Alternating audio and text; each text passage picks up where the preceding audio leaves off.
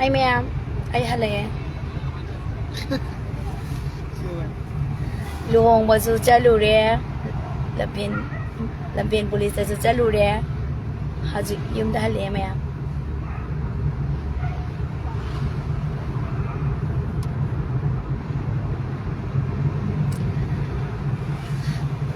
Ma'am howzik ti ko.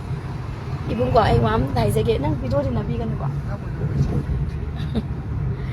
Kay no ne howzik se wangang ba lu re na ja. Wangang ko sa amne lu re aduga kaya ni aso sok pa mi na iranay wa ba do. Aduni ko howzik oi sa adagi di khang de da. Gyan ta de ma'am. Hi, Da Santos. Ay si luhong mo sa luba. Luhong mo yam-yaming asi. Aduga luhong mo chaluraga ima suzata do pae na ito pao do ting na pangiba. Ado kamu lampian impan kanoda. Lampian police lupi women police ang chalure na at ima suzata do thadore na aduga ito si yumda halay ni me. Ana hojik se koi se phone tawri ay mithamura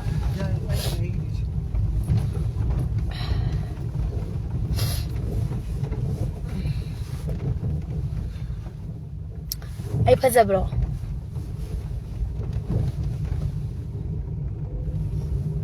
dai fajabra sini ini thank you. Hi Rimo, nungaribo. Kai leke. Koi tadaw isi ay yung kang isi de. Yog dore si gari miyam kami se. Si to ba si le si.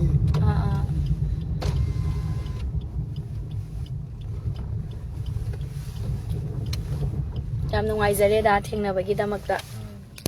Acha le jahorage. Kai la. Thengna se adoi number di kang agi number di kang bra. Khang agi number do pau ro ko. Bye bye. Thoi bye. Ima suzata thadoe. Ima suzata phagi bado. Thado khreba.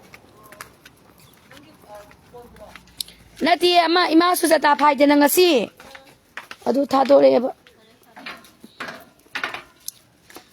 Gyan ta de da khoi se. Mina di yaw de yawen hai ba. Ado ai se ko mayam ai ngasi di ngasai moi gi gari tong bu dai se wangang ba ya de be ge ngang za da ba ni ba ko ado ai wam ta hai za ge ba ko mayam. Ibung ipaw mayam ama yong na ba su share to biyo mai te is now mayam yong na ba du le mo share to biyo ba. Ado de gi Manipur gi sarkar su ta biyo ama di Manipur gi state force su dum ta biyo ba ko. Ai wam ta hai za ge ba ko ai thamoi yo wa. Ado i la se ka thalaga hai ura na taga dum akha ta na dum hai gora. Live se kak thasira na taga kak thata bi da hai ura. Live se nong na tharo ra na taga mu thara nong na continue dum to ra kamai to ge continue dum to zara ge ko ha ba di mi gi gari manung du dai du ngang ba do nungai ta ba gi damak tai do ngang za da ba ni ba ko ai hai zara ge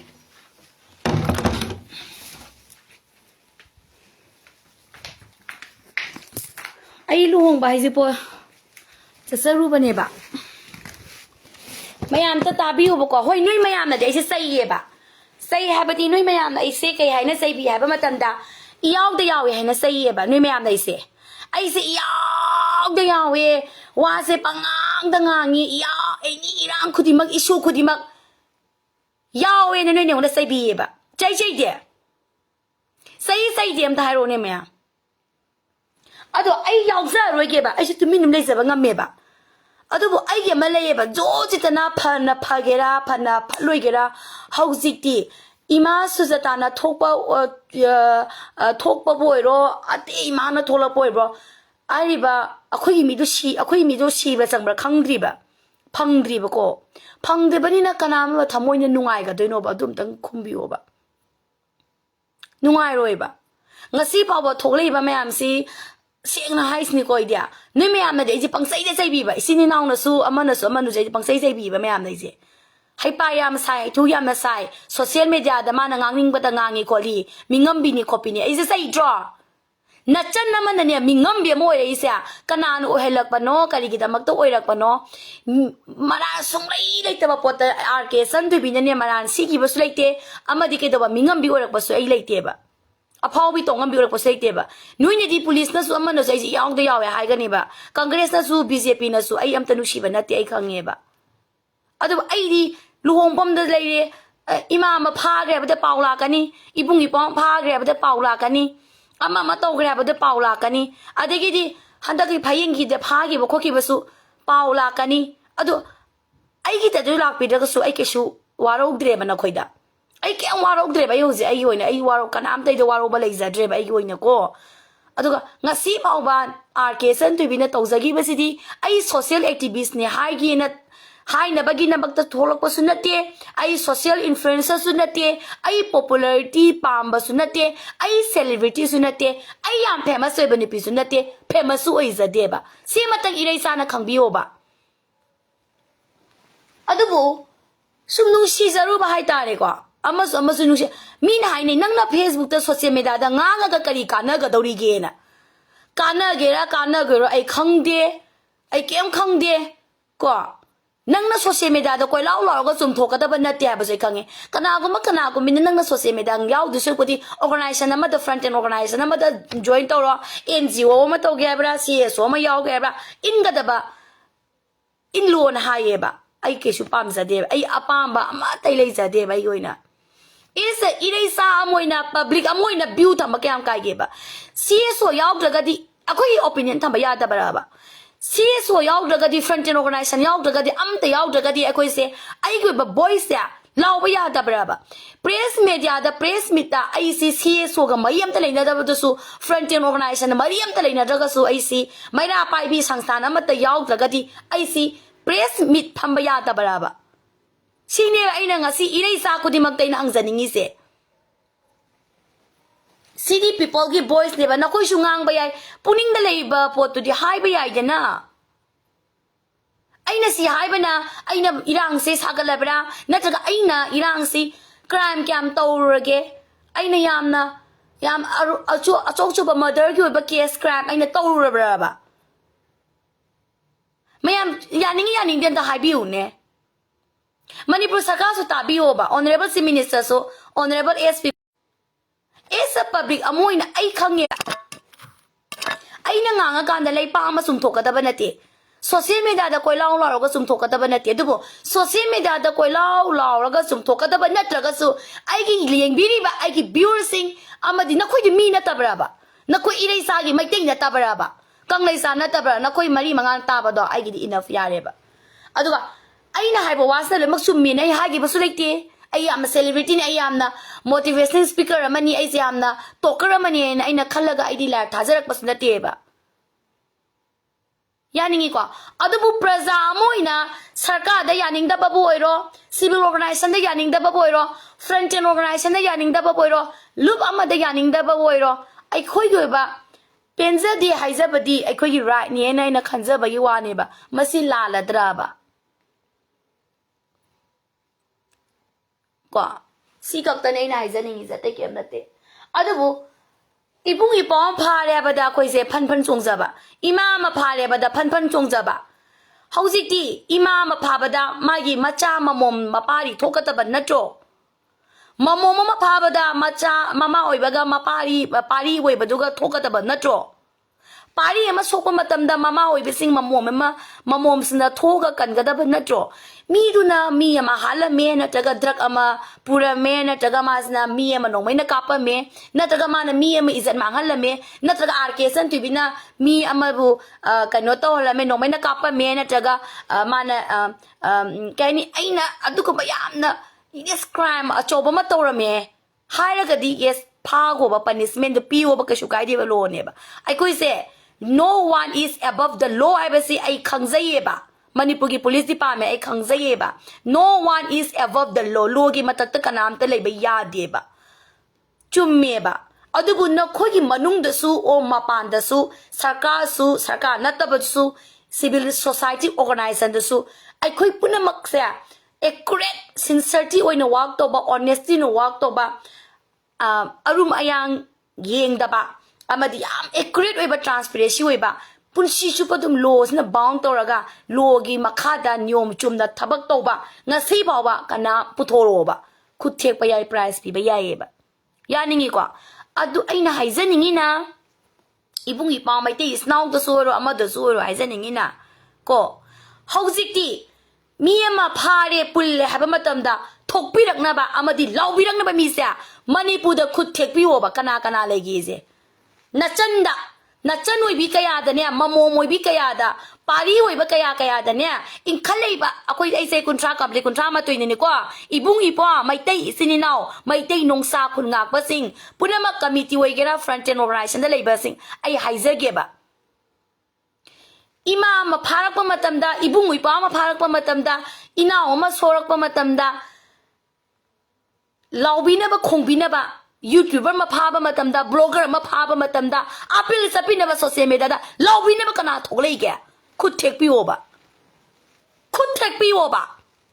mi amagi post ama skin solar ga media ma thadorok pagi post ama thadorok pa nataba boys onya law na ba manipur da kana nachan gumbi kaya kaya leige amadi kana kana leige ba sa khut thek ba matam ne ba hujikti adubo asugumba tawzari ba mayam asidadi akki tungzama kaya na sigrasanu hato khadabani adugi Ichan Thoi bido adu tawgadrabani adu tawbani ada tawbani maga punganu maga loinaganu maga du tawganu maga punganu maga loinaganu injan biba mayam amasu yawramba yai ba khange ba social media da yengbiri ba ireisa mayam sibu ai loinamak nusigada basunate ai bu nusibibadi chama da 1% pharamoi ba Zero bo ai kanam laite na khanje bai ai bu nungsibi ba kanam laite na khanja ba mi ne bai di nungsibi wa na soina baton tawzagi ba su laite ai gi damak ta thokpi ro na soi di baton tawzagi ba su laite adabo punamak achum aran ayang arum do yengbam mathok tai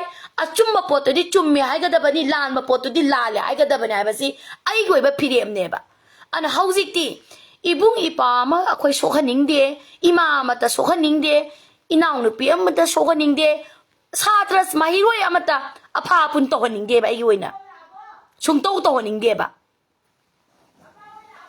chungtau tohaning de ba yoina kanga ba Ichan Thoi bi yoina apuni apa ba ne ba hoi ma na mi ma hala me na taga mi ma phara me na taga ma je mi ma da nomai eke kapa me na taga bom pokhai la me loimang matat laga tari habigi ke samana aduna makhala mani ko maya aduna taba pota mi amana pau tamzanba amana allegation toba amana defamation toba amana injal laga phahanba amana injal laga khulai phahanba namthaba mayam ama sidine akoi chumthok taba yade ba mi injan ba chinje pau se serana tamba se phatte ba si se pau lana tamoi da bane ba official khudi masu pau chumna lobi ga da bane khanga ba hekta amana hairi haido na bu dirty politics na politician me amna kaitaba chakhaira ge thadure haiduna bu officer amu oire ai de du oire ada oire haiduna bu hekta mana haidi chumma bani ana lobu sulan gani ba ana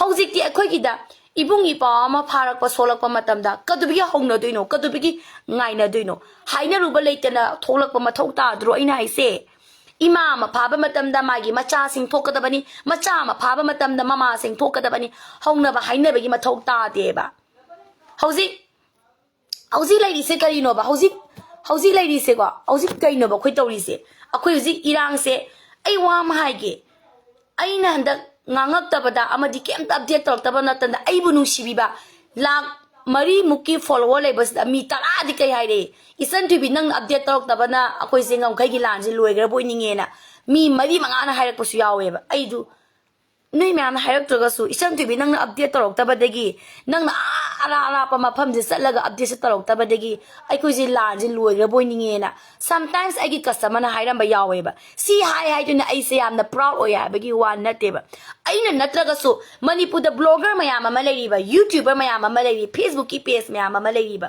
makhoi na thak manipur gi lan asida ngam khai gi lan asida Facebook pai ri ba mayam page mayam nei jana makhoi na kari ma challa ga thagalam dren khalasiba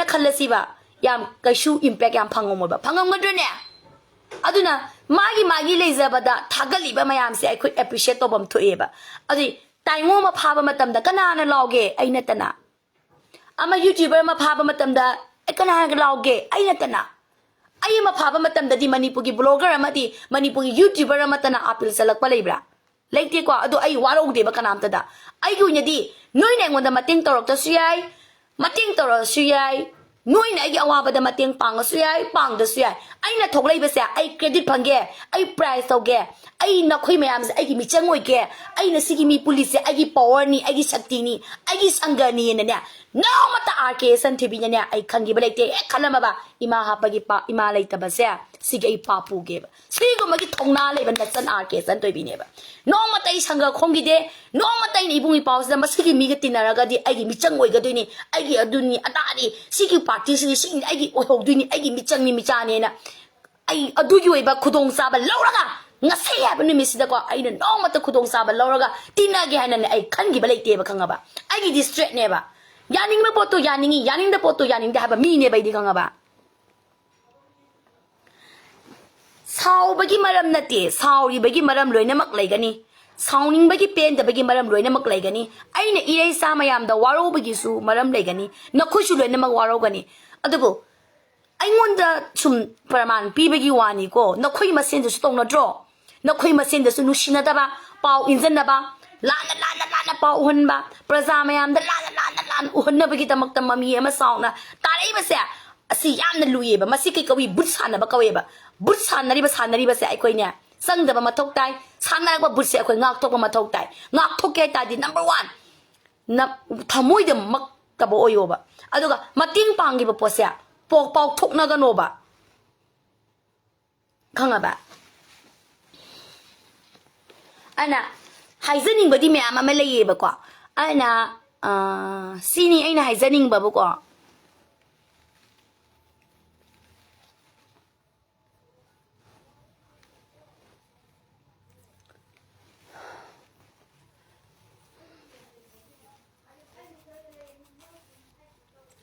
Ana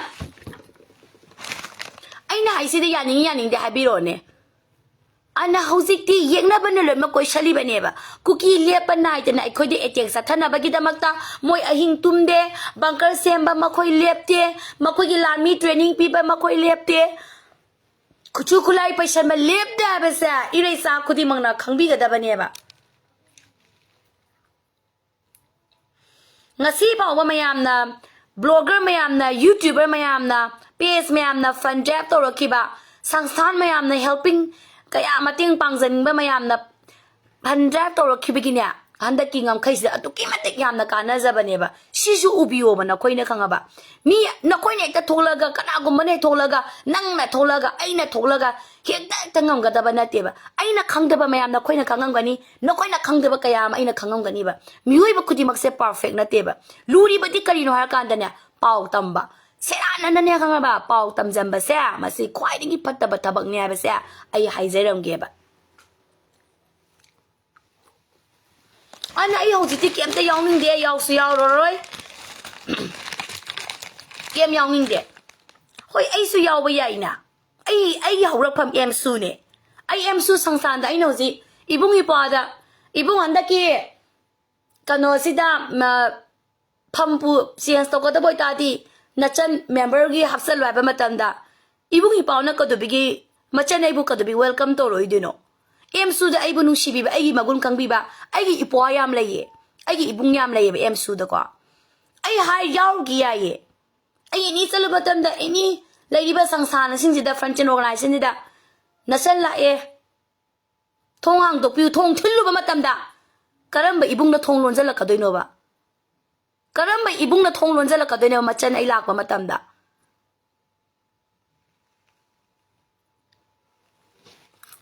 puari da dum le jo sanu puari wana te sangstan em su gi ba em su ba yam nu shi ba ina yam nu shi ba em su zeina kai gina ha biu ra nu shi se 1965 ka ko no saklang concert to ka ko no ai kap ni nge ba em su ze dan ni sing nge ba yam nu si ba khoi di em su ze em su nu si man ba gi da mak ta ne ai gum ba kaya ma su lai gi kwa ibung gi po kaya ma tamoi seng seng tong za gi ba college board lepakpa matamda emsu yawpa matamda ne ngaba lupa ama phawba ne ai sarakhiba leiteba lupa ama phawba ibung na ne ambra bara piba phawba da ne ibung ai yani da hairakhiba machana ke Echan Thoi bineba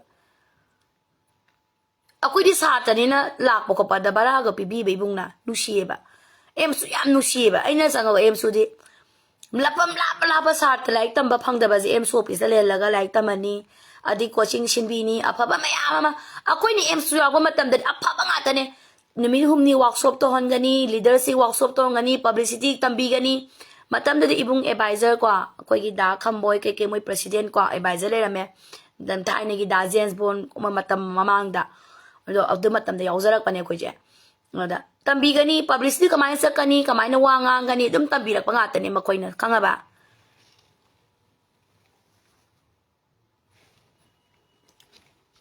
nungsieba akoi da apha ngata khanjal lokhajabane ba ya hollo satra moi da di satra gi sangsan da yawgada bane satra gi sangsan da yawga dati politics awba yade satra moi da di satra gi sangsan da yawgada bane agi sa ju yawngani ba yengwai aduga satra gi sangsan da ribasda student union sida apha mayam lei kamaina debate wanga ngani kamaina mobilization sakani kamaina publicity kamaina chakani workshop mayam to goduini adi akoi puari se tambi gaduini aduga kamaina convince tawni ya apha ngata ni adigi phi thi bangam daba em suna dum adigi dum everything ko ama like tamba khopa loiji bara leite em su dum leiru so any student sangsangi office dum leiru dum taman gani asum afaba mayam ama leyeba sata sangsan do civil society organize afaba mayam leyeba adu aina hainingi di aina agi wari pothopan nateba hainingi ba sentence ajadi leibiri ba ireisa maite punama yekna bana loina mak langwan changra baneba yekna ba sema ama khakta na tewji di yekna ba ahum sujala baneba mafamje yekna ba ahum na neuji etek maite muthat duineba si khangna aikoi masen da pau serana na tamna ba thajan na da ba na chan na seda na bung na pada na sung na mana bada hatu kani ga haiba waisina ba sijaga sanu siga damni haina ba madugi nupa duga tinaruno madugi party duga loinaruno madugi sangsthan duga loinaruno madugi imalup duga loinaruno waina pau tamna ga kaksha bi sana bagi matam la bauji se si matam la hairone me matam natte ko kamendam tang haibiro matam natte na aikoi masen hatong na se habra aikoi masen phudana se habra sining si jaga sanu adu ngang do sira phagadam aina ai sira noi kai nungai ba lei tongja ba lei ha ibungi pama siraga nakoi masen hatnaraga akoi kai tongja ba lei adugi party duda sangunu adugi party amana party ama sida bagi kari tongja ba lei lup ama sida bagi kai tongja ba lei lupki imama na lupki atupa lupki imama ngangna bagi hunna bagi kai matam lei akoi state force na Manipur pazagi mai teida lo yamna apply de dum to bagi kari wahan thok lei khallaga yengbiyo bai sa mayam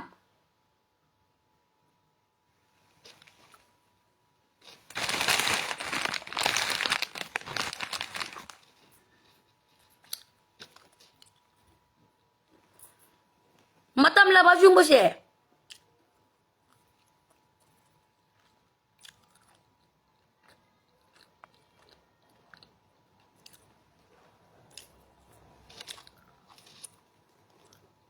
hauji punjan me matam ne ba party amana party mu huna ba party amana party thajana da ba party amana party amagi aromba lambi haido ga phan ba aina khwai sauning ba lup lady ba civil society organization lady ba kaka ko komi kaka mu ko kaka fo kaka me am le na lup me nushina ga da bani hena nushina moi nushina ba de na nushina ga da bani civil society organization nushima matam dania praja khoi gi mathau ya mata dro kokomi ke manano amuko ke manano folk ke manano mogi just organization ne khwai de gi maru di makhoi hena chungsina ge kok chusana ge da praja khoi khutta leitro praja khoi na meeting gai saraga kamaina civil organization mathau to bangam dino adu khallo ne mutang amuko da du to nu amuko da yaw nu kokom bi du to bani kokom yaw a foki mi du to bani da to bani na mayam na ngang na ri ba mayam do arke san ti bi ta ji na khambra ai gi na kong na loi mak ta ai gi mang du su mayam ngang ne ai gi mit na su mayam uri ni ne khang ga ba ayu na ngang ga no amata taning ge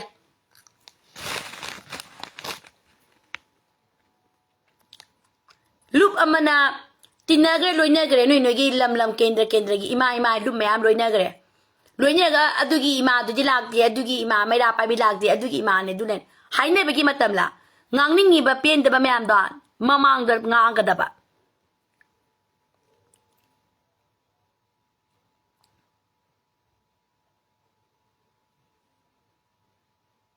last year to biramuni aina haije se mayam ta biu nem ta chumilali to habiro ni aina ngangjari sida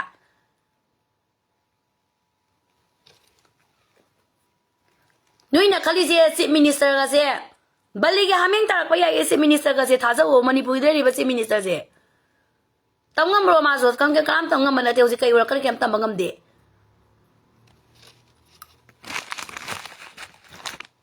mango do lem tai ne ju dro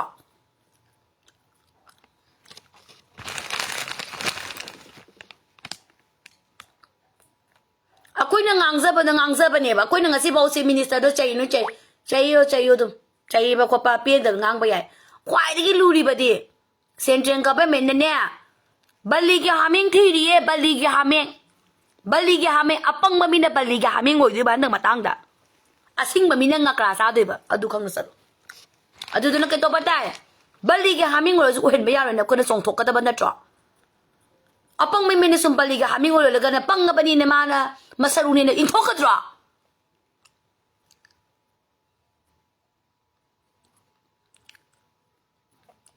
nandai bam santana ai paksalak draga nang kadubi yengi no ai yoi ba boys ne na haijari se tongnari ba potu sum musum do nandai bam santa akhoi masen ngang na ba akhoi masen hunna ba akhoi masen tak thong na ga phan ba akhoi masen usina da ba akhoi masen iresa da hato ko ko adunya dani ma malu shama ke shuna te khote ngang nari ba sak nari ba mayam junu su taram ni na kitang ka mamit phai na yeng na ya de nong mai satung na bi khon na bi kitang gari ma horom kana khong ba ya bo de phunna ni kin thin da na ni thoglei ba mayam si akhoi khangi na to na aduda ina singang ba da nang na paksalak tri aduna ai kai tolga pakka doino nangi nupi ra ba ise nangi na mieng pham na pak na bagi damak ta nangi mieng pham na pension na bagi damak ta nangi loina bida acting to lo ngangal lo aduga pen boyo aina kari ojo na nangi thamoi pelan doino pakhan doino ai nangi wife na te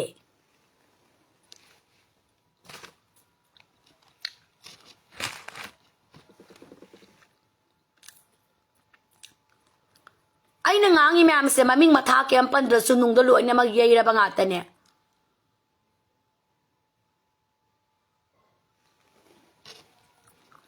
my dear angelo na mapopam thank you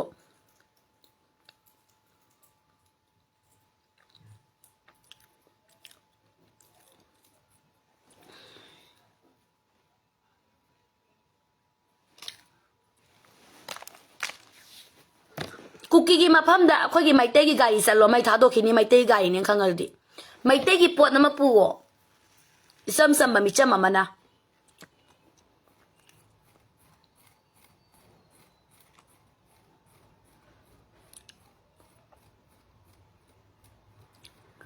Harrison thank you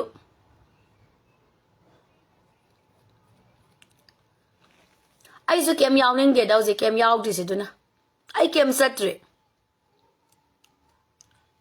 sanna bagi paisa su leite uji ai matha yam sai uji ka ai se nga ba matha se am sai ba long ban ta lak ba se matha in sai ba long ba salu ni nang kan kan wali ge nang kan kan long du nu ba koi ba so mina ai singo ni ha ai long ba chum sat li long ba mina long ba chum sat li ni du ga bai long ba sat li du ga au khuding na nang ge kyang wali ba nang kyang wali ba nang kyang wali ba nang kan kan luhung de ba sahi li da mani nang thing ni yum pa la ga di angang una ba wa ga ni nu ba koi dri bo sum haye ba ingonda khoi do sokol ba ni nang luhong pam da mi khana an mi ama khana ba ne ja han ga jek ta law phat na ba ni sum luhong ba do pham bam la phang khong di ba de de theng na ra ni ibung ipo ma yam se hai ra ni nang kyang wa li ba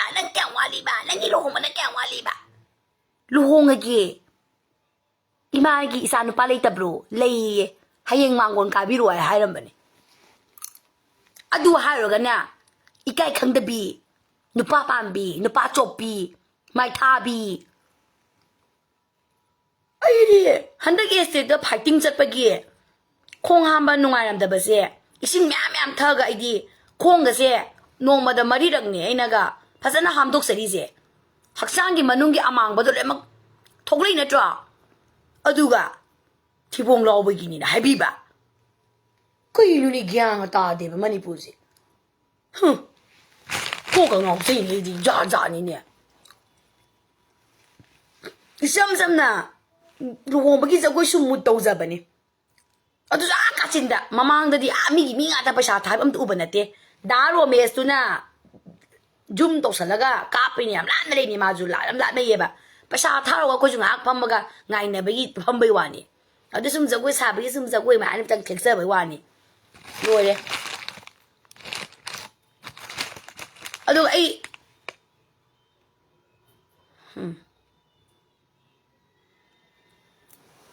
sahi matang du na ni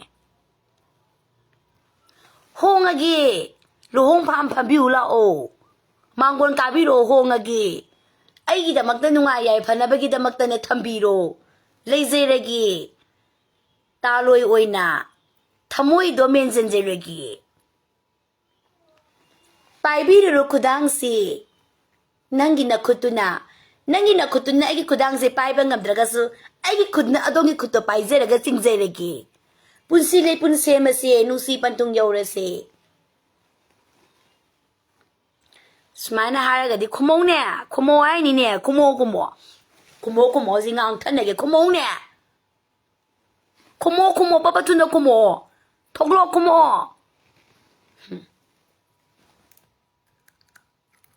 ai ge ma le ba ai single loi de khang na ne nang nu pa koi di bu wang ji adu ne ai nga siam song ni wa nga kan ai gi ni pa da kitang lai ba ma topic ma tha ba re nu pa mi ne de ai ni nu pa to ina khalam ni noi ne na tra ka men ji da noi ne wa da nu pa sum to le ai na nga si la ji nu pa hok dok pra noi ne ka men di da nang gi ya pha ji nang gi kyan wa li gi noi na nga ko na troi ngon da noi ne ngon da hau ra ga adu ga ai ne su nu pa so pa ta ba ho ibung oi bi ma ai ne ka ne nu pa ya na so pa ta ma ga din ai history ko ti ga lo khanga ba nong ma da ko di nu pa je mo ne wa ro ri ne ko di nu pa je nong ma da bo mun na ga yin ja de ko di da kaw be nong ma gi theng na de hi hello hi Ichan TV ko na ni ko ka ko di ko ni nga si ba wa coffee thak pa sa pa matanda nu pa ma ta ko ne mi yin karan sang gi brang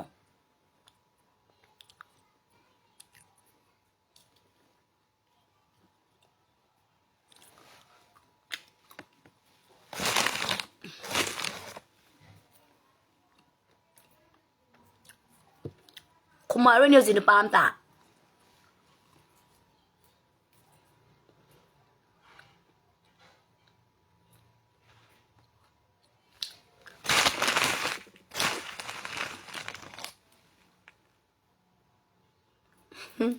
laksaragi ashoiba khibik na khutsan na warak piro ichari ani sujari lao kai chukai de everything welcome Ichan to mi dada yam nokning ngi jene aina nga sai ngangi myam do yaning o yaning de hai biro ne as a viewer moina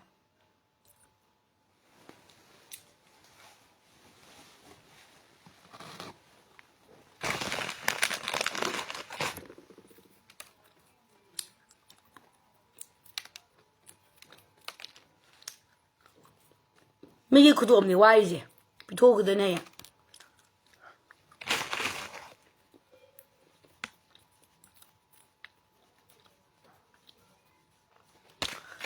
ana hainingi badi ama mama teng pang na si ꯑꯩꯈꯣꯏꯅꯦ ꯑꯩꯈꯣꯏ ꯃꯁꯦꯟ ꯌꯦꯡꯊꯤꯅꯔꯣꯏꯁꯤ ꯁꯤ ꯈꯛꯇꯅꯦ ꯍꯥꯏꯅꯤꯡꯕꯕꯨ Harrison thank you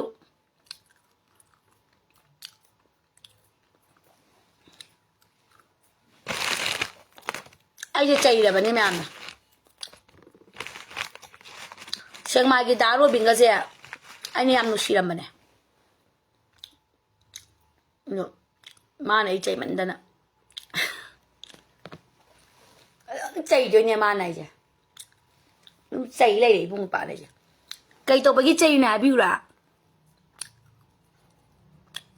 ꯗꯥꯀꯥꯟꯅꯅꯁꯨ ꯑꯗꯨꯝ ꯆꯩ ꯂꯩꯔꯕꯅꯦ ꯑꯩꯁꯦ ꯏꯕꯨꯡ ꯏꯄ꯭ꯋꯥ ꯃꯌꯥꯝꯅ ꯑꯗꯨꯝ ꯆꯩꯔ ꯂꯩꯔꯕꯅꯦ ꯑꯩꯁꯦ ꯑꯆꯠ ꯈꯨꯗꯤꯡꯒꯤ ꯊꯦꯡꯅ ꯈꯨꯗꯤꯡꯒꯤ ꯆꯩꯃꯟꯗꯅ ꯇꯟꯕ ꯑꯃ ꯌꯥꯎꯔꯕꯅꯦ ꯀꯩꯒꯤ ꯆꯩꯔꯝꯗꯧ ꯃꯥꯜꯂꯦ ꯍꯥꯏꯕꯤꯌꯨꯔꯥ ꯀꯩ ꯃꯔꯝꯒꯤ ꯆꯩꯔꯝꯗꯧ ꯃꯥꯜꯂꯦ ꯍꯥꯏꯕꯤꯌꯨꯔꯥ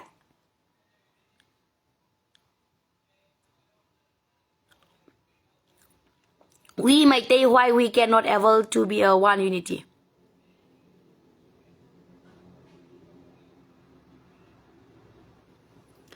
ꯅꯪꯗꯨ ꯅꯨꯄꯥ ꯃꯇꯝ ꯀꯣꯏꯅꯔꯦ ꯀꯥꯏꯅ ꯑꯃꯨꯛꯇꯪꯗꯤ ꯍꯥꯏꯔꯣ ꯊꯃꯣꯏꯁꯤ ꯄꯦꯟꯖꯈꯤ ꯍꯣ ꯀꯣꯏꯅꯔꯦ ꯄꯦꯜꯂꯣ ꯊꯃꯣꯏ ꯀꯩ ꯃꯔꯝꯒꯤ ꯆꯩꯔꯝꯗꯧ ꯃꯥꯜꯂꯤ ꯑꯩꯒꯤ ꯕ꯭ꯌꯨꯔꯣꯁꯤꯡꯗꯒꯤ ꯍꯥꯏꯔꯣ ꯃꯔꯝ ꯈꯪꯕ꯭ꯔꯥ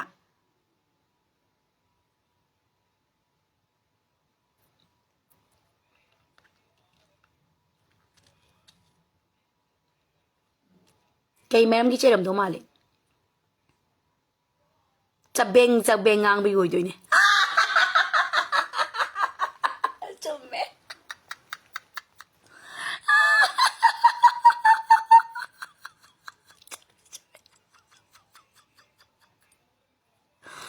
ꯆꯨꯝꯃꯦ ꯆꯨꯝꯃꯦ ꯆꯕꯦꯡ ꯈꯇꯪ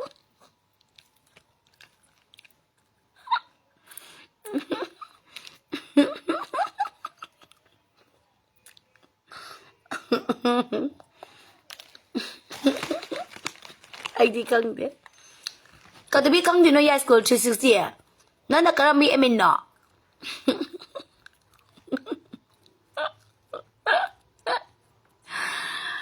ꯑꯩ ꯈꯇꯪꯁꯦ ꯅꯪꯒꯤ ꯈꯇꯪꯗꯣ ꯅꯅꯥ ꯂꯩꯔ ꯈꯨꯄꯥꯛ ꯊꯥꯔꯒꯦ ꯑꯉꯥꯡ ꯅꯪꯉꯩꯗ ꯑꯗꯨꯝ ꯆꯩꯔꯣꯏꯅꯦ ꯑꯗꯨꯝ ꯆꯤꯟꯁꯦ ꯈꯨꯝꯗꯣꯏꯕ ꯑꯩꯅ ꯑꯗꯣ ꯃꯣꯏꯁꯨ ꯑꯩꯒꯤ ꯅꯤꯡꯉꯥꯏꯗꯗꯤ ꯀꯩ ꯈꯨꯕꯖꯅꯣ ꯉꯥꯎꯔꯦ ꯖꯦꯁꯃꯤꯟ ꯊꯦꯡꯛ ꯌꯨ ꯅꯨꯄꯤꯅ ꯍꯥꯏꯔꯛꯄꯅꯤꯅ ꯀꯌꯥꯗꯤ ꯄꯥꯟꯗ꯭ꯔꯦ ꯊꯃꯣꯏꯗ ꯈꯪꯗꯦ ꯈꯪꯒꯗꯥꯡ ꯊꯥꯗꯕꯒꯤ ꯃꯥꯅꯦ ꯈꯗꯥꯡ ꯊꯥꯗꯕꯒꯤꯅꯤ ꯑꯣꯖꯤꯟꯅ ꯀꯃꯥꯏꯅ ꯈꯪꯉꯤꯅꯣ ꯂꯥ ꯁꯥꯟꯇꯅ ꯀꯃꯥꯏꯅ ꯈꯪꯉꯤꯅꯣ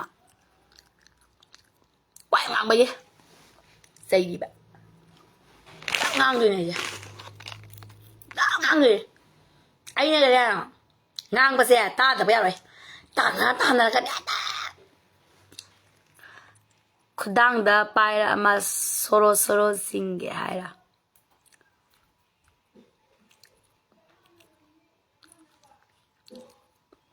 ꯑꯗꯨꯅ ꯑꯩ ꯋꯥ ꯉꯥꯡꯉꯔꯣꯏ ꯉꯥꯡꯉꯦꯕ ꯍꯦꯛꯇ ꯑꯩꯗꯤꯅꯦ ꯑꯩꯅ ꯄꯥꯝꯖꯕ ꯑꯃ ꯂꯩꯌꯦ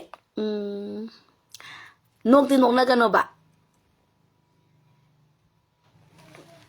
ꯎꯅꯁꯤꯔꯣ ꯑꯗ ꯂꯥꯛꯑꯣ ꯀꯣꯐꯤ ꯑꯃ ꯊꯧꯁꯦ ꯆꯉꯥꯡ ꯑꯃ ꯊꯧꯁꯤ ꯂꯥꯛꯑꯣ ꯅꯪ ꯄꯩꯁꯥ ꯂꯩꯇ꯭ꯔꯁꯨ ꯑꯩ ꯄꯨꯊꯣꯛꯀꯦ ꯑꯩ ꯋꯥ ꯑꯃ ꯍꯥꯏꯒꯦꯕ ꯑꯩꯅ ꯄꯥꯝꯖꯕ ꯑꯃꯗꯤ ꯂꯩꯌꯦꯕ ꯀꯩꯅꯣ ꯍꯥꯏꯕꯤꯌꯨꯔꯥ ꯍꯌꯦꯡꯋꯥꯏ ꯀꯔꯤꯒꯨꯝꯕ ꯑꯩꯁꯦ ꯂꯥꯏꯕꯛ ꯐꯗꯅ ꯃꯄꯨ ꯃꯥꯅ ꯇꯝꯃꯝꯗꯅ ꯑꯩꯒꯤ ꯃꯥꯟꯖꯥ ꯑꯃ ꯊꯣꯛꯂꯦꯅ ꯈꯜꯂꯁꯤꯕꯀꯣ ꯍꯌꯦꯡꯋꯥꯏ ꯑꯩꯁꯦ ꯌꯨꯝꯕꯥꯟ ꯂꯝꯕꯤꯗ ꯈꯣꯡꯗꯥꯔꯦꯅ ꯈꯜꯂꯁꯤꯕ ꯑꯩꯗꯤꯅꯦ ꯑꯩꯒꯤ ꯅꯨꯄꯥꯁꯦ ꯑꯩꯒꯤ ꯃꯥꯡꯗ ꯐꯝꯍꯜꯂꯒꯅꯦ ꯑꯩꯗꯤ ꯃꯥꯏ ꯃꯥꯡꯗꯅꯦ ꯋꯥꯔꯤ ꯃꯌꯥꯝ ꯋꯥ ꯃꯌꯥꯝ ꯉꯥꯡꯉꯒꯅꯦ ꯑꯗꯨꯝ ꯇꯥꯍꯟꯗꯣꯏꯅꯦ ꯑꯩꯗꯤ ꯋꯥꯔꯤꯁꯦ ꯁꯤꯗ ꯁꯤ ꯇꯧꯕ ꯁꯤꯗ ꯁꯤ ꯇꯧꯕ ꯁꯤ ꯇꯧꯕ ꯁꯤ ꯇꯧꯕ ꯁꯤ ꯇꯧꯕꯁꯦ ꯍꯧꯖꯤꯛꯄꯨꯗꯤ ꯑꯩꯁꯦ ꯅꯣꯏ ꯃꯌꯥꯝꯁꯦ ꯑꯇꯩ ꯀꯩꯝ ꯅꯠꯇꯦ ꯅꯣꯏ ꯃꯌꯥꯝꯁꯦ ꯑꯩ ꯋꯥꯔꯤ ꯇꯥꯕꯤ ꯅꯠꯇ꯭ꯔꯥ ꯑꯗꯣ ꯑꯩꯁꯨ ꯌꯨꯝ ꯄꯥꯟꯈ꯭ꯔ ꯇꯥꯔꯗꯤ ꯃꯧꯔꯒ ꯅꯨꯡꯇꯤ ꯀꯃꯥꯏꯅ ꯂꯩꯔ ꯊꯥꯅꯤ ꯑꯩꯒꯤ ꯋꯥꯗꯤ ꯀꯅꯥꯅ ꯇꯥꯕꯤꯅꯤ ꯑꯩꯒꯤ ꯅꯨꯄꯥꯗ ꯅꯠꯇꯅ ꯑꯩꯒꯤ ꯅꯨꯄꯥꯁꯦ ꯐꯝꯍꯟꯗꯣꯏꯅꯦ ꯑꯩ ꯃꯥꯡꯗ ꯑꯗꯣ ꯑꯩꯅ ꯂꯤꯗꯣꯏꯅꯦ ꯁꯨꯃꯥꯏꯅ ꯕꯤꯖꯤꯅꯦꯁ ꯁꯨꯃꯥꯏꯅ ꯇꯧꯒꯗꯕ ꯅꯪ ꯑꯗꯨ ꯇꯧꯒꯗꯕ ꯑꯗꯨꯝ ꯑꯩꯅꯅꯦ ꯋꯥꯔꯤꯁꯦ ꯑꯗꯨꯝ ꯂꯤꯒꯗꯣꯏꯅꯦ ꯑꯩꯒꯤ ꯅꯨꯄꯥꯁꯦ ꯇꯥꯗꯕ ꯌꯥꯔꯣꯏ ꯇꯥꯍꯟꯗꯣꯏꯅꯦ ꯑꯩꯅ ꯈ꯭ꯋꯥꯏ ꯄꯥꯝꯖꯕ ꯂꯋꯥꯏ ꯅꯨꯄꯤꯁꯤꯗ ꯈꯨꯗꯥꯡ ꯄꯥꯏꯔꯒ ꯆꯦꯜꯂꯨ ꯍꯥꯏꯅꯦ ꯏꯁꯩ ꯕꯦꯛꯒ꯭ꯔꯥꯎꯟꯗ ꯍꯥꯞꯄꯨ ꯈꯪꯗꯦ ꯎꯗꯦ ꯍꯥꯏꯕ ꯋꯥꯔꯤꯁꯤꯅ ꯃꯐꯕ ꯑꯣꯏꯕꯒꯤꯅꯦ ꯑꯩꯅ ꯈꯪꯗꯦ ꯍꯥꯏꯔꯤꯁꯦ ꯑꯗꯨꯕꯨ ꯃꯈꯣꯏꯅꯗꯤ ꯀꯃꯥꯏꯅ ꯈꯪꯉꯤꯕ ꯗꯥꯎꯁꯦ ꯑꯩꯗꯤ ꯋꯥꯔꯧꯔꯤꯅꯤ ꯏꯕꯨꯡꯁꯤꯡꯗꯣ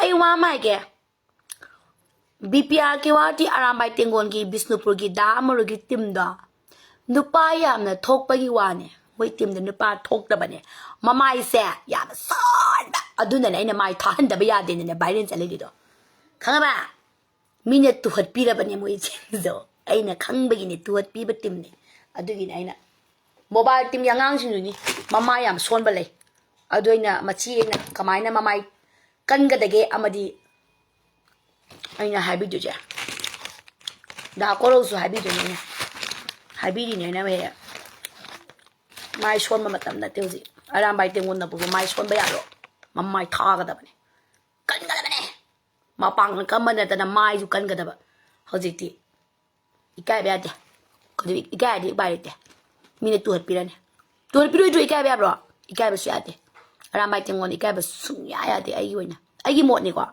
इबुंग ओइपा मैतै खुनगाकपा मया मैतै स्नाउ इकाय बायबसे सुंया यादे हौजिति आई वाम हाइगेबे मैतै स्नाउ दुसुनिने खुनगाइबसिन याव स्नाउ सोइलम हाइगेने ताउने मी अमना ngangapagisu comment amda thina ngangapagisu माइन तौगनो खंगबा अखुदे ngangai मैम सिदि खुदि माइन तौदा आइदि आइवन दमने जाबा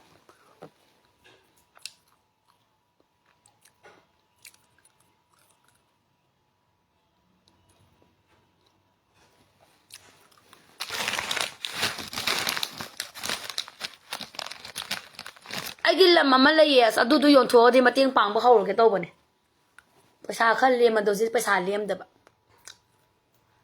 आई पैसा पाइरखिनि वान दे केम खलुनु आई पैसा पाइरखिनि वान दे मयाम आई पैसा पाइरखिनि ए नै थाजदबरा करिनो नै पैसा पाइरखिनि हाबजि नै थाजद्रिरो Hayang amukogi ready Kanga ba nun ma? Amukogi ready lay haye.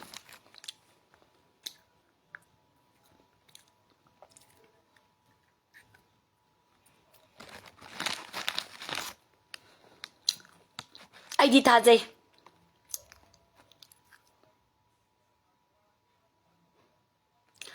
Human rights amasung eti matang da katang haibiro. Es adu tawage topic ama. Aina folk nushirido kaigino ina hangido kaigino. Nushiri ne folk se. Folk se aiga kanting nagi ha kanda. Ya ana ne ngonda message thare moina. Ichan Thoi okay ai folk ki president na bra phone tawrame. Thaina lan kano tawring ngalningai da. Ngalbaina nushiba. Moido. Ado undi unadri. Haibadi aina pau phongnagi ba folk to president la advisor la dikhangde yamna kani down to earth oi bai ta hando adu folk to gi folk to khangi dana khangbro folk su khangbro noi amu ko di khange ko mi khange folk thangdabro Dr. Lenin ta na ho no ringai dai moirang khamba ha moirang khamba ha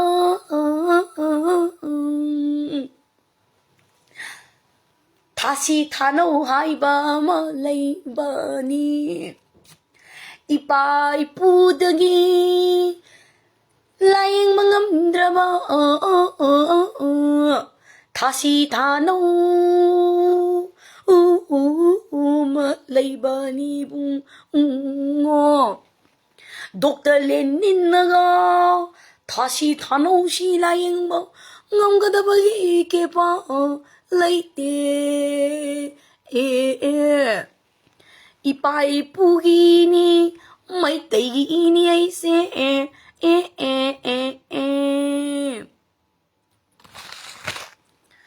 maramaduna hꯧꯖꯤꯛ ꯊꯥ ꯄꯥꯡꯈꯠꯂꯛꯄꯅ ꯃꯔꯝ ꯑꯣꯏꯔꯦ ꯍꯥꯏꯗꯨꯅ ꯑꯩꯒꯤ ꯀꯣꯛꯀꯤ ꯆꯀ꯭ꯔꯁꯤꯗ ꯎꯡꯉꯒ ꯅꯣꯡꯂꯩ ꯅꯨꯡꯁꯤꯠꯀꯨꯝ ꯂꯩꯈꯔꯦ ꯍꯣ ꯃꯣꯏꯔꯥꯡ ꯈꯝꯕ ꯏꯕꯨꯡꯉꯣ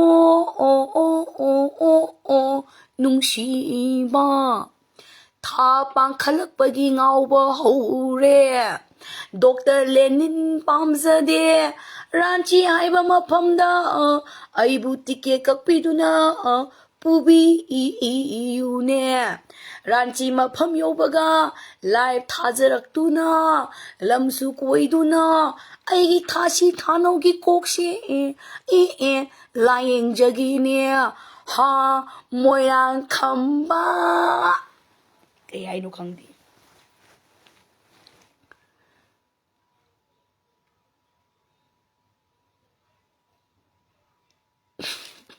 ꯍꯣ ꯃꯣꯏꯅ ꯑꯩꯁꯦ ꯗꯣꯛꯇꯔ ꯂꯦꯅꯤꯟꯗ ꯌꯦꯡꯉꯣ ꯍꯥꯏꯕ ꯑꯗꯨꯒꯤ ꯑꯩꯅ ꯏꯁꯩ ꯁꯛꯏꯕ ꯑꯩ ꯊꯥꯁꯤ ꯊꯥꯅꯧ ꯊꯥ ꯄꯥꯡꯈꯠꯂꯛꯄ ꯈꯨꯗꯤꯡꯒꯤ ꯊꯥ ꯁꯤꯗꯔꯛꯄ ꯈꯨꯗꯤꯡꯒꯤ ꯑꯩꯗꯣ ꯀꯣꯛ ꯆꯥꯛꯑꯦ ꯍꯥꯏꯕ ꯑꯩꯅ ꯑꯗꯨꯒꯤ ꯏꯁꯩ ꯁꯛꯏꯕ ꯑꯩꯅ ꯗꯣꯛꯇꯔ ꯂꯦꯅꯤꯟꯅ ꯂꯥꯌꯦꯡꯕ ꯉꯝꯃꯣꯏ ꯔꯥꯟꯆꯤꯗ ꯄꯨꯕꯤꯌꯨ ꯍꯥꯏꯕ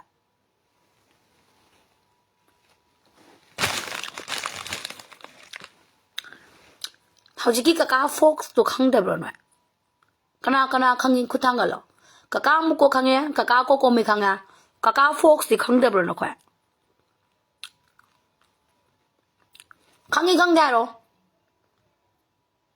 ꯆꯥꯛ ꯑꯣꯏꯅ ꯆꯥꯔꯣꯏ ꯏꯕꯦꯝꯃ ꯊꯦꯡꯉꯦ ꯆꯥꯕ ꯊꯛꯄ ꯃꯇꯝ ꯅꯥꯏꯔꯗꯤ ꯑꯃꯨꯛ ꯅꯥꯔꯅꯤ ꯃꯤꯅ ꯀꯣꯐꯤ ꯊꯛꯄ ꯆꯠꯂꯁꯤꯗꯤ ꯉꯁꯥꯏ ꯅꯨꯄꯥ ꯊꯣꯛꯇꯕ ꯀꯝꯗꯧꯋꯤ ꯇꯁ ꯅꯪ ꯅꯨꯄꯥ ꯑꯃ ꯐꯪꯕ ꯒ꯭ꯌꯥꯟ ꯍꯦꯛ ꯇꯥꯗ꯭ꯔꯕ ꯑꯩ ꯁꯨꯁꯥꯏꯠ ꯇꯧꯊꯣꯛꯀꯦ ꯑꯅꯩꯕ ꯈꯨꯂꯪ ꯏꯁꯩꯅꯦ ꯏꯁ ꯑꯩ ꯅꯨꯄꯥ ꯐꯪꯉꯒ ꯒ꯭ꯌꯥꯟ ꯍꯦꯛ ꯇꯥꯅꯤ ꯍꯥꯏꯅ ꯈꯜꯂꯤꯔꯣ ꯈꯝꯕ ꯆꯦꯟꯈ꯭ꯔꯦ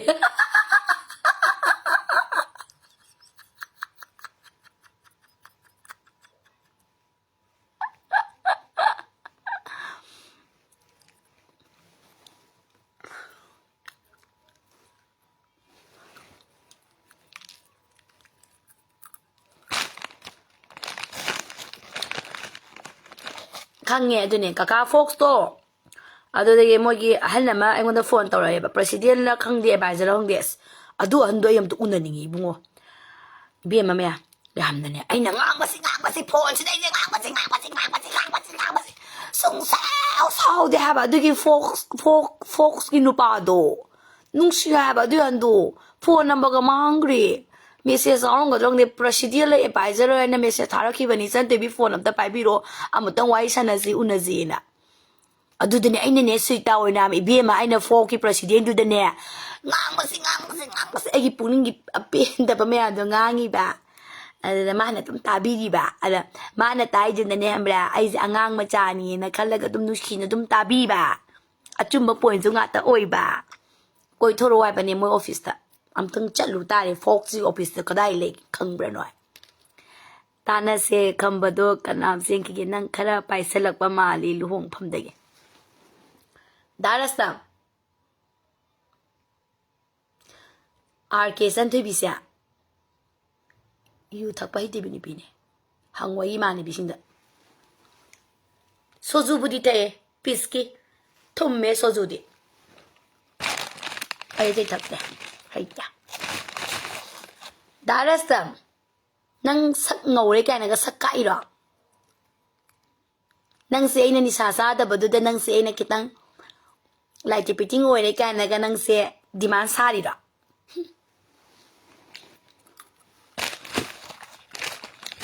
ꯑꯩ ꯍꯧꯖꯤꯛ ꯀꯣꯐꯤ ꯊꯛꯄ ꯆꯠꯅꯤꯡꯉꯦ ꯀꯅꯥꯅꯣ ꯑꯃ ꯂꯥꯛꯄꯤꯌꯣ ꯁꯤ ꯍꯥꯏꯇꯥꯔꯦ ꯑꯗꯨꯝ ꯆꯦꯡꯒꯅꯤ ꯈꯝꯕꯗꯣ ꯀꯥꯏ ꯆꯠꯈ꯭ꯔꯦ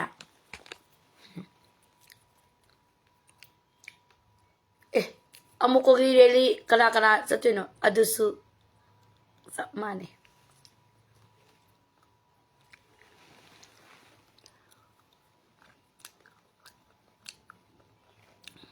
ꯑꯍꯦꯟꯕ ꯊꯤꯕ ꯔꯥꯁꯇꯝ ꯅꯕꯨꯡ ꯈꯪꯉꯦ ꯊꯤꯌꯨ ꯅꯪꯒꯤ ꯑꯍꯦꯟꯕꯗꯣ ꯀꯨꯆꯨ ꯉꯧꯕꯤ ꯉꯧꯁꯣꯛ ꯉꯧꯕꯤ ꯅꯪꯗꯧꯅ ꯀꯨꯆꯨ ꯉꯧꯁꯣꯛ ꯉꯧꯕꯤ ꯊꯤꯌꯨ ꯗꯥ ꯁꯥꯟꯇ ꯌꯥꯝ ꯐꯖꯩ ꯏꯆꯟꯁꯦ ꯑꯩ ꯉꯁꯤ ꯀꯦꯕꯒꯤꯅꯦ ꯐꯖꯩꯁꯦ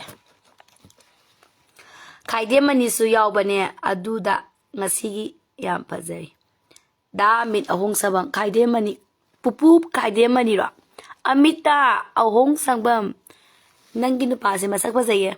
Kaino si siyam fazarame Nicholas. Love you. Amuk haure ama siyen kidangairi. Ningthem ki mapanda leiba folkly office the money har ko bani. Very good khangada bani. Amuko gi khangbra. Kokomi gi khangbra. Khangada bani. Maitai praja moina.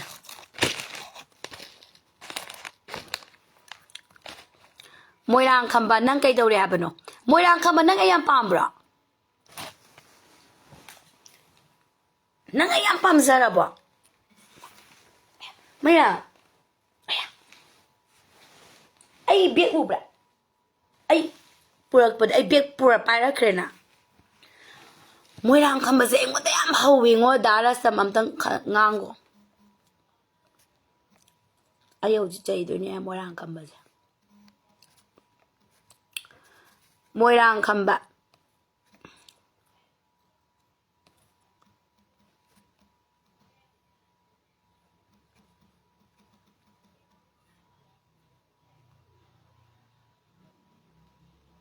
Silere.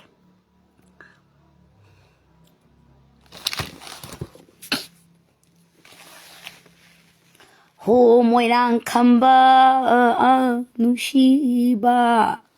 Samu pangan ba pambom haire masaka aido ningam da mi ing na duna luktari ba karino gawagi sibis mapandara samudra mapandara di khangja dare ho moirang khamba pambom haire phajai do nangna aingoda su yamna yengsilisibu Aibu pamzarido natragana jealous karibaro ibungo nungsiba luktaradana rashi layraduna rashi layba ibungo ho moirang khamba nungsiba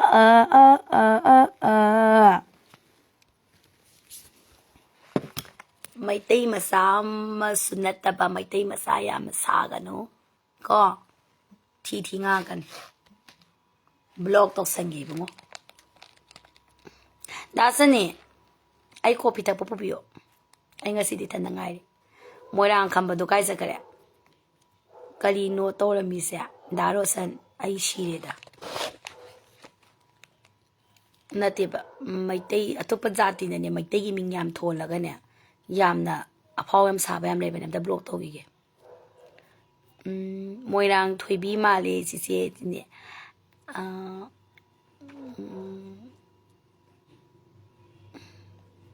Moirang khamba mangkre kadai na blog to ki to bane pung mapan tara ta da ngai coffee thak pa chaningi ai gi necklace sana ra ngira sana mambra ko teng mambra kai no jang ngom man gari osle ai phaja bane na ko moirang khamba dum to blog to ge to bane kai sakra ge moirang khamba da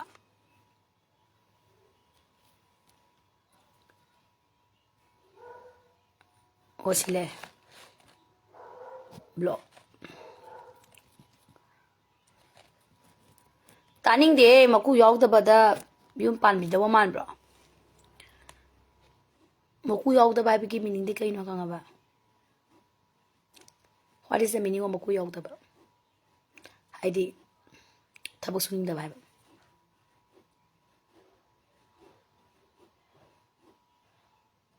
Itu di mitu ikri nang na damaina masigi no phase dipi yenge adu ai chak thak nang na kari gina nang na du ki dipi do nang na damaina nang ke hai na mai ja itu papa thuna ming sense to itu di mitu oi khare nang na dumai nang ba yabra nang papa thuna ming sense to natra de nang anya nang balance halalani papa thuna nang ming do sense to papa thuna ming change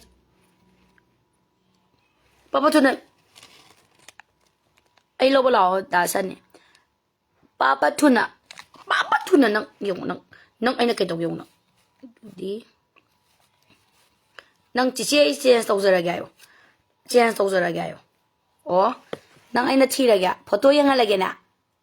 photo yang ngalurana nang adumai nang profile ni adumai ming kam yarana nang oje ina chi oje ina kitok yo nang nuai ni na dp log tograni yang haurase ngai khwa ba kadai sa khra kya papa tu na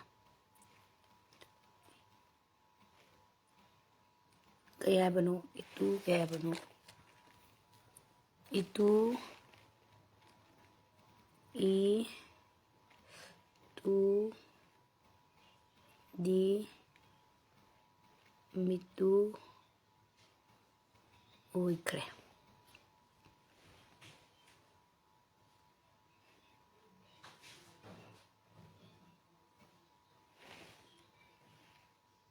chilere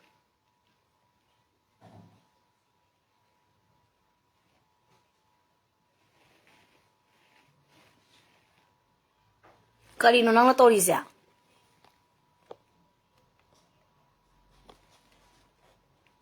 chum mai tai ro jantra si nang papa thuna nang mingje change to ba idi ni nang na toi je si nang na tamale si nang papa thuna change to na saksu wangi phajai beauty plus na mi wange masa pai ai nang siru malu re duga ice cream moi le rame edit puri tawre nang ji kuchu ji khar ngau halle ado nang papa thuna nang ming change to I ka kala kan nang ina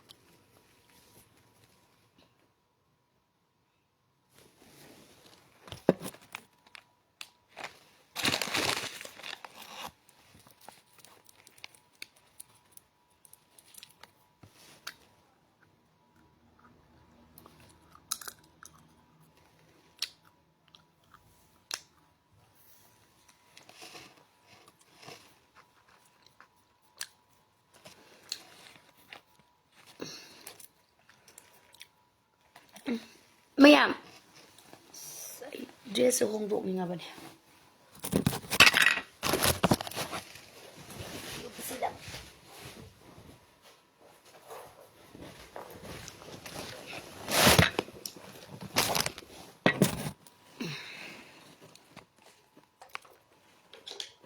akogi phone si di kanam ta na call ta wai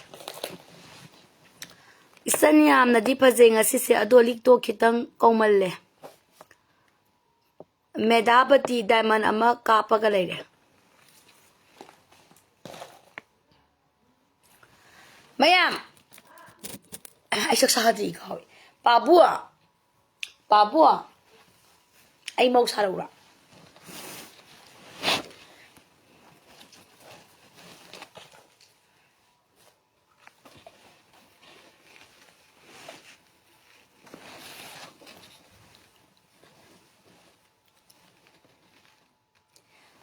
si aigi oi dari masumagi oi mayam skin solo bio please tumin yang lamba wawa lauri ngasidi thamoi gi mashakni lengraba panda yurari aigi thamoida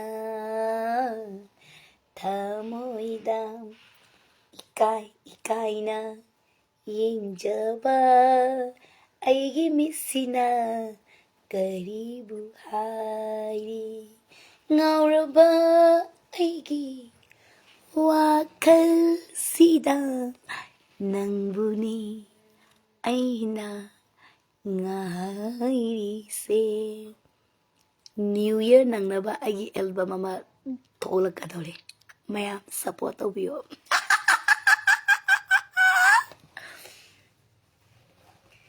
nushigi langdai sida la la la la la Dana thằng sĩ si xem bật gì ấy kia bây giờ này không rõ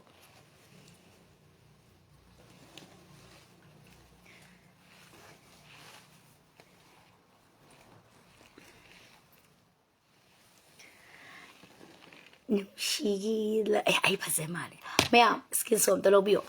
Smile, come in the smile. Skin so lobby.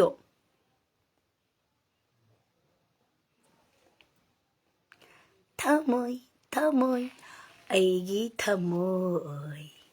Kana like one day on the Naida, Ichan Thoi, no Yamuta Pavio. Lowy say Karaton, Hero di Kanaga Kumino. Hero di Ostaba, Maga. Ay nga sira. Thang may bandagi. Mi ngoso ngo ba. Saka khara apik ba. Jirai khara tang ba. Nupa ama tengnari.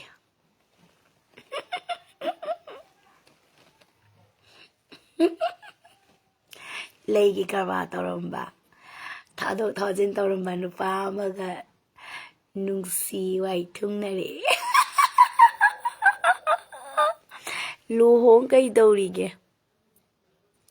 Masigi zen tahari ba haubam. Hey! Pudatlurana. Ay luhong age. Ay luhong panda ng pabige habira. Yam haira kono duman ay kudaw sonigan. Thamoy, thamoy. Aigi thamoy.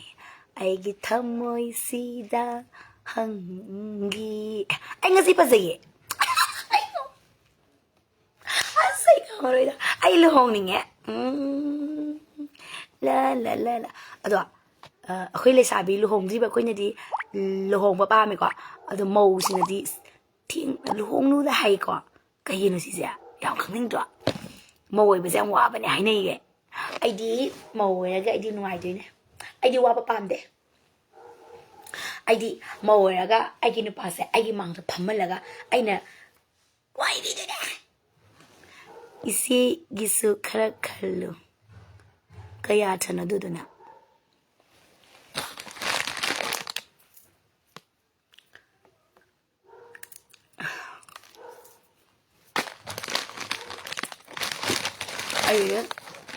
Ay lo bang ngam da ba. Ni ba le ja ni na ko kem kan da ji. Ay pa sa jo. Laisram saitam kuman. Karino asa dia purona. Ay di ni piti le ngam zaroi. Tumi le yo di ni piti ba nang ne. Ay gi ne. Ni pa koy ba koy da ba yum pa ba da ba da ku ting sila ka do.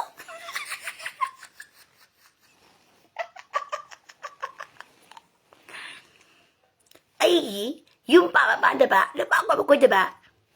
Ni piti ba ni pa na ne. Ku ting sila ka do. Pudalulo na. Ibom sa kuman. Lumam na yung I love you, ay. Love you too, uncle.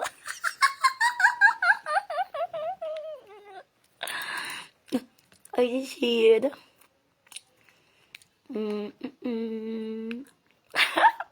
Mẹ nga ko. Tay ko nga ko. Ay, wa mai kìa. Người nè, anh bị chia mà khăn là kêu quả. Anh muốn đâm muốn đi ngỏ. Thằng mui đã cây phò cái tay rồi quả. Nga không quả. Wow, am ta quả. Ay, phí xem đi kìa. Anh muốn đã. Thật là thế, nếu mất đi quả. Thằng mui đã cây phò cái kiểu quả. Nga không quả.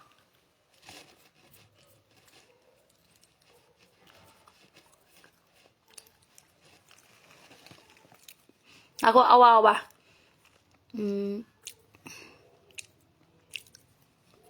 Yare.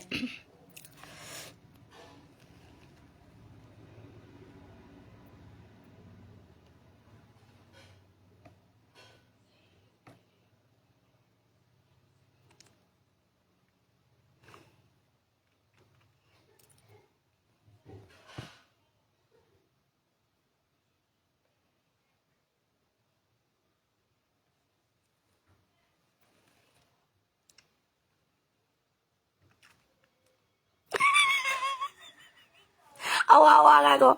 Start. Nga ko ba? Ay na, tamnaw talaga. Yung nga kadoy niya ba doon kay Pao kayong ko. Ya, dyan. Awa-awa nga ko. Start.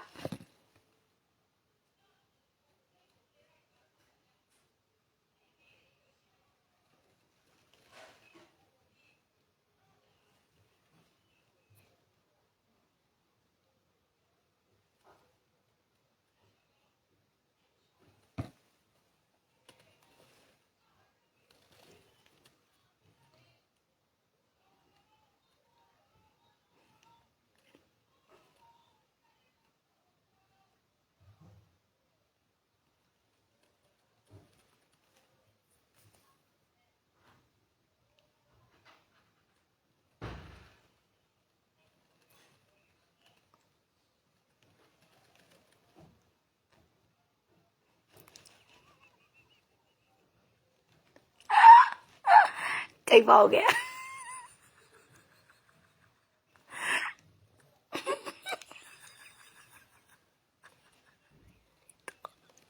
Cây nổ. Yam chi đâu bỏ. Cây nó xuân nần. Yam chi đâu bỏ. Cây sư phao.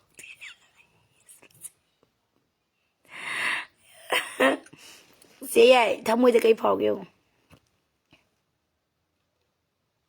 Ai mi?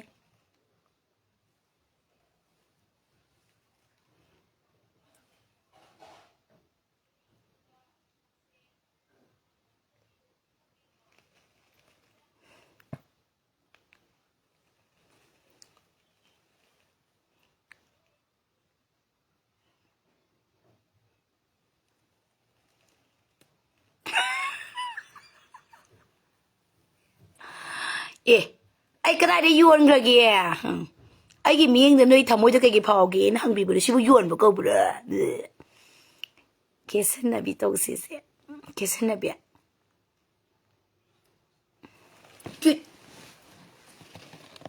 Chị ai cái solo bio.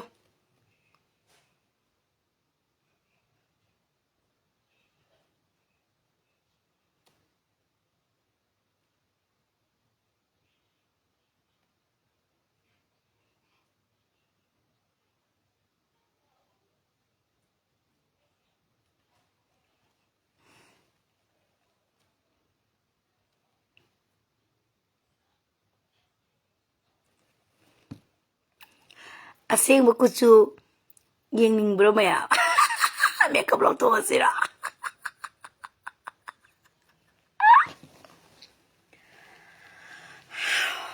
Thơm môi, ai ghi thơm môi.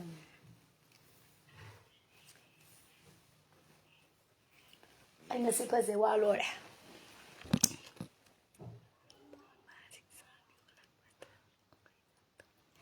Adamaina adum lai adi pha ba hingsa bi golak pada khang pre khang doi. Hoi bungo nupi saklon sidine apunam na pu bani saklon yam bi nupi sini khang ba atang bi oi si khang ba.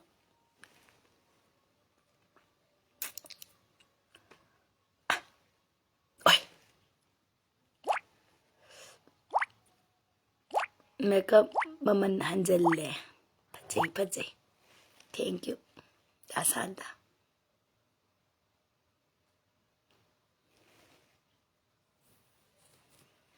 Dasanta nang way thak pa nga madyo.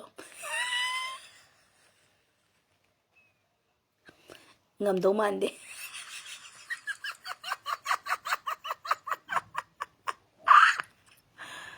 Ay thak pa ngam zadro. Sa tabi da. Gyan tade da. Hayang ready lay amukoge. Program masulay. MU da. Program sa tabi ada.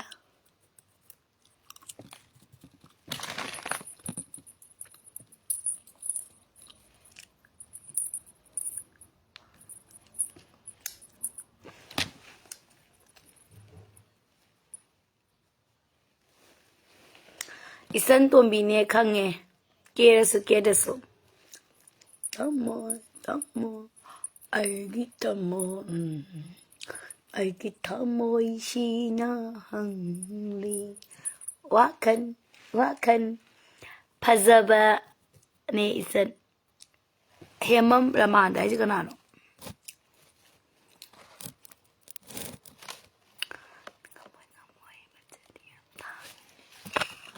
Ngamoy ay siya. Film ka mali yung bata nung ay.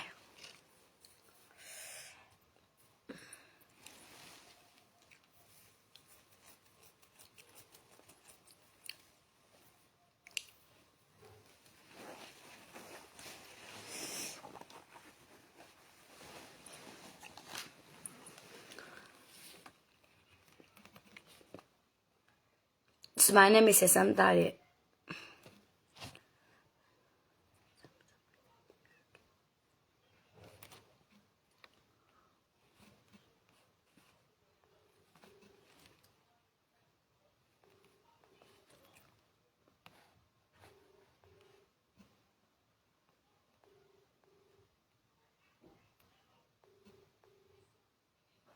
Livestream kaya ba no sa item?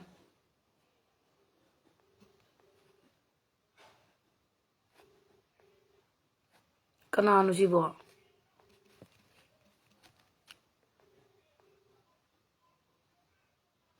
Ichan Thoi, thank you so much. Hingsabi olora. Hoi sum phagi to bani ko ai kanam kem pamjade thamoi do. Ai kem pamjadre khoro phase. Da Johnson Kumante, thank you so much. Kaka Johnson. Ai kem pamjadre kalak ai wam hai biura. Biur like ai wam dai jagi yabra. Sigi lab se loishila se. Boy interview to se ai na tabi.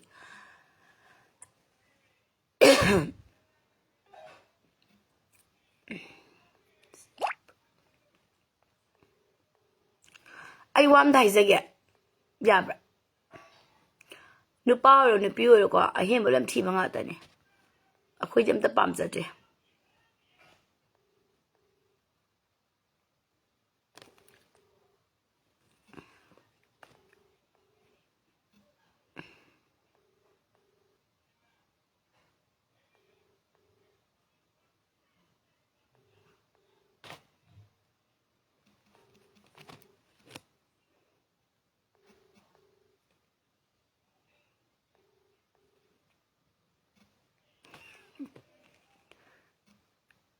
Salam pari.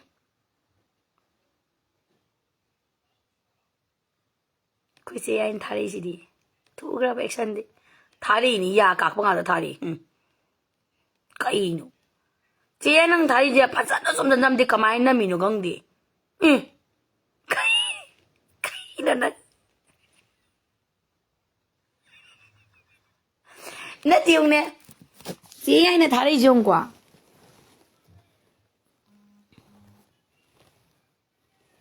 Yung kwa. Yung ne. Si kai no ba?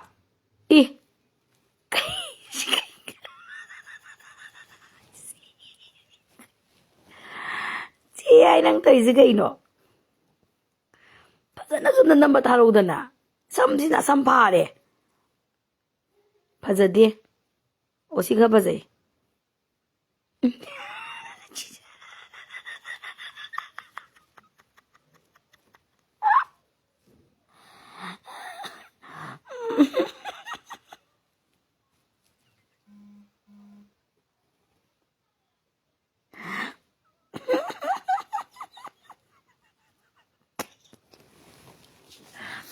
Chini se ai na. Thari ni na. Si tang ne nang nang si thai si kak ta ne.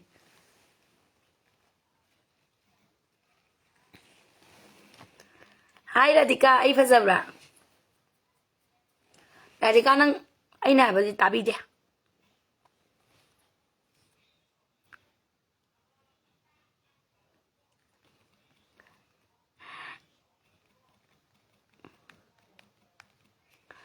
Listen to mo haying ready lay habane. Haying really su lay emu to su program ma lay matha sai. Ai sigi lab se lo shal lage aduga nong nungai bigi la tawse. Kai khali ge maya. Hairo na koi na apama do hairo. No ya apama da taw doine.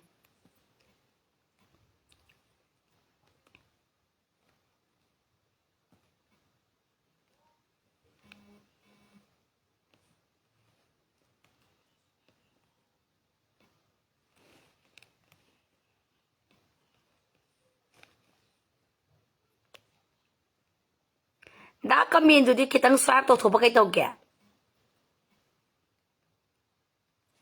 Pasadong da kano na loi se. Smile medium na loi jong. Kai no yaw re ba. Yung se ya mi di lori ngo sa na lo ki lai ta da na. Yung dong lo re.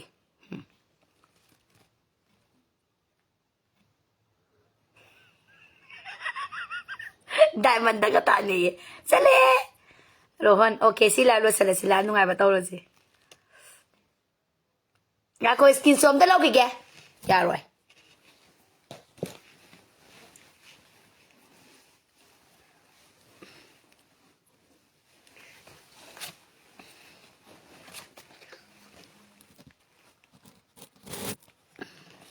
Swipe tꯧꯔꯣꯀꯣ. Okay, Da Johnson, nang single lo.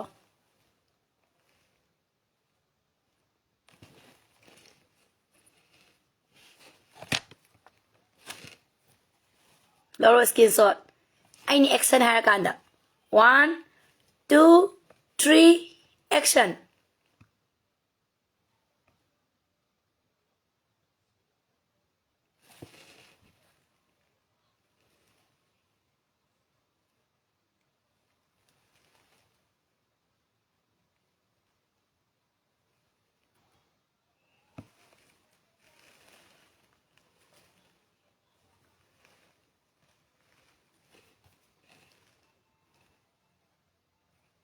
Kudop sana, kudop ka sana si Walo.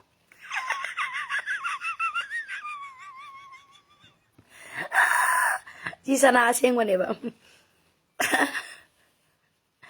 Sana asing ba sinuhan view kay tawag. Sana asing mo ura bam tingo. Sana asing ba sinuhan tuhal ba?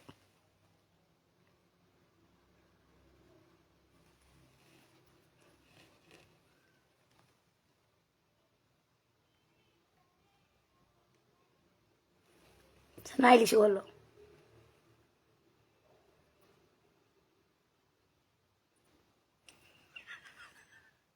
Yeah, I gonna kano sabi.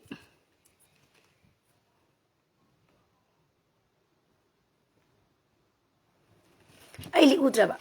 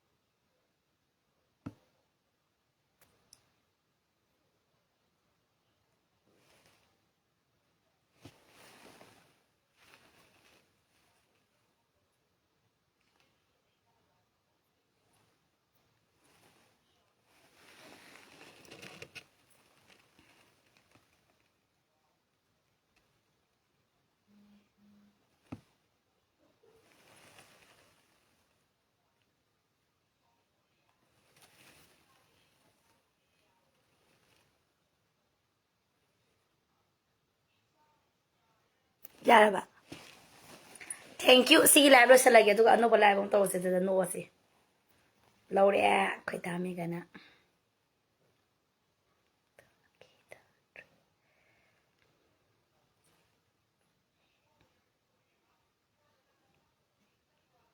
Masigi ang ngawba si mina skin so se. Comment this man kitang ching thoga swipe to ba ya ba sida. Ang ngawbi si. Haidi.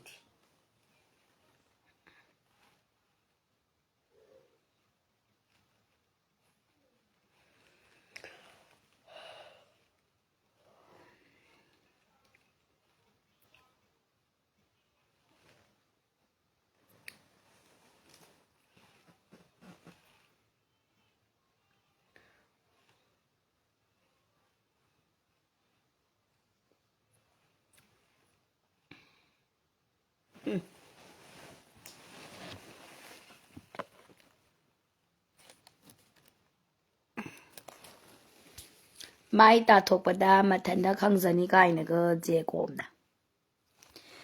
Ho Jacob nungsibo mai tat bo. Ai tawgen kon Jacob se. Mayam. Jacob ta dedicate tawzage.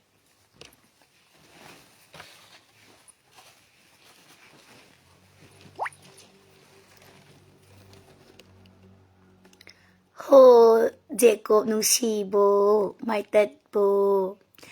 Thamoi aigi manjao. Aigi senglaba thamoi sida natro nasin makna mugera ngaugera thigera fajagera Ichan Thoi nangdi aigi thamoi gi rani ni rani hagi bado nangna aigi thaza oibiyu nongin sigla dum koi pai pai jege nangna aigi uri oibiyu upan gumna hauzagi hagibada kari matau no nusiba pai mapuning aidine nungoli thamoi se piragi haina kayaragno aina nangonda haizagi bana phamda adubu nupa hoibigi hauna sa nupa thokpa matau do yam kanna utpada utlanaba khangaba nusibo hoda je ko thokjo nusibo maitatbo thamoi aigi maharaj oibiyo rani oinane natung injage punsili punsemase nusi waithunglase manjanangi yakada ngathajaduna thamoigi irei ichelase senthajaragi hangdokpiro thongdusu nusi thongdusu sangjaragi paibiro agi khudangse tunginjaragi tingthongnindrasu khudangdo pibiro taloi aina phajaragane singjaragi panthau sangai tamna lengbiraglo nusiba manjanangbu pamuba maithabini hagera ikai khangdabini hagera nushiradi nushire pamadi pami natrani nushibo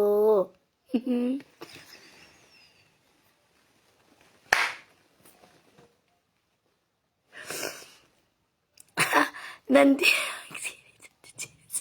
nupado singgrabam dingbiyo nungsibo nungsiba nangbu kadai lege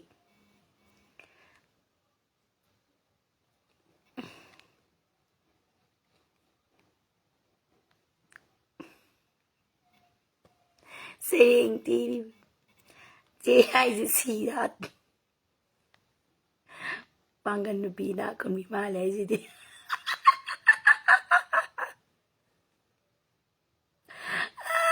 ini ngamoy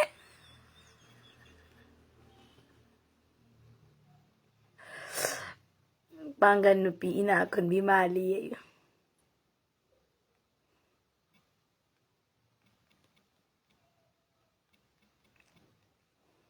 Diamond do naptadi yadra bro Diamond je nungsiba pamjabagi ni nang boise